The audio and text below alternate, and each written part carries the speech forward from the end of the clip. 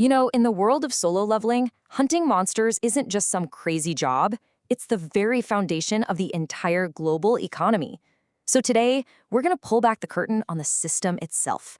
The governments, the corporations, and all the personal pressures that force hunters to risk their lives day in and day out. And it all starts right here. Just a little over a decade ago, these mysterious portals called gates just appeared. And nothing has been the same since. We're not talking about a small change. This was a complete, fundamental rewrite of reality itself. All right, so here's our game plan. We'll start with how the gates literally reshaped the entire planet. Then we'll dive into the power struggle between the official Hunter Association and the super-rich, profit-hungry guilds. After that, we'll see how that blows up into a full-on corporate war, explore the very real human cost for the hunters on the ground, and wrap things up with a look at one disastrous mission where this whole fragile system just starts to crack.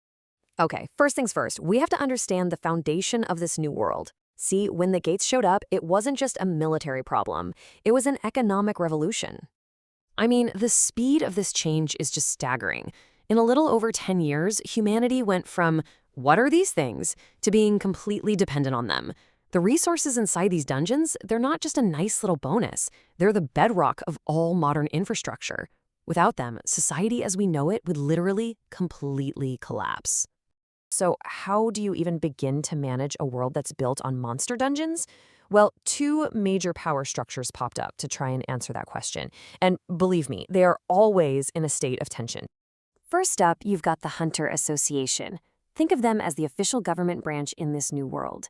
They handle all the red tape, right? They register and rank all the awakened hunters, they manage public safety, and they're the absolute last line of defense when a dungeon breaks and monsters start pouring out into the streets. And then, on the complete opposite side, you have the guilds. These are private companies with one very simple goal: make money. Lots of it. They're the engine of this new economy, sending teams into dungeons to harvest all the valuable resources. Just think about that for a second. Global safety and resource management have pretty much been privatized and handed over to the highest bidder. And this lays out the basic conflict perfectly. The association is all about public service, safety, management, keeping people alive. The guilds? They're all about private gain, getting resources and making a profit. This creates this constant, natural power struggle over who really controls the single most valuable commodity on the entire planet. And of course, that tension eventually boils over into a full-blown corporate power struggle. Because hey, where there's that much profit to be made, competition is never far behind. And this is pretty much the state of play. Now, you might think there are a lot of guilds out there, but in reality, the top 5 have what's basically a monopoly. The Hunters Guild, Bako, Grim Reaper, Myeongsong, and the Knights Guild, they control almost all the resources coming out of the dungeons. They are the new, untouchable megacorporations. But that monopoly is about to be challenged. Yujin Construction, which was already a massive corporation before all this, sees the insane profits being made and decides, yeah, we want a piece of that. So they're making a big, calculated move to launch their own guild and shake everything up. And you gotta love their public excuse for it. An executive from Yujin basically frames their move not as a grab for cash, but as some kind of public duty. They argue these vital resources shouldn't be controlled by a bunch of hunters who only understand power, but by established companies that know how to support the nation. It's a classic corporate power play, dressed up to look like public service. So you've got these massive institutions battling for control.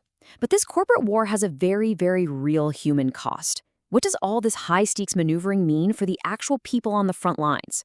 What really drives someone to risk their life inside a dungeon? For most, the reason is brutally simple. They need to pay the bills. In a world where the highest-paying job is also the most dangerous, hunting becomes the only real option for a lot of people to provide for their families. It's the ultimate gig economy, you know? But the stakes are literally life and death. But when your day-to-day is a battle for survival, you have to find a deeper reason to keep going. For some of the veterans, it's about finding a purpose. This hunter, he lost an arm, but he completely reframes that tragedy. To him, it's his second chance at life, a life he needs to make meaningful by protecting other people. And then there's the system itself. It ranks everyone from E rank all the way up to S rank, and that creates this intense psychological pressure. The fear of being useless, of being slapped with the label deadweight, can honestly be a more powerful motivator than any monster. Hunting becomes this desperate fight just to prove you have value in a world that puts a number on it. And finally, there are those who aren't in it for the money, or for purpose, or even for pride. For them, it's about a desperate, deeply personal quest. They believe the dungeons hold the only hope for a miracle, and the only way to get it is to become strong enough to go in there and take it.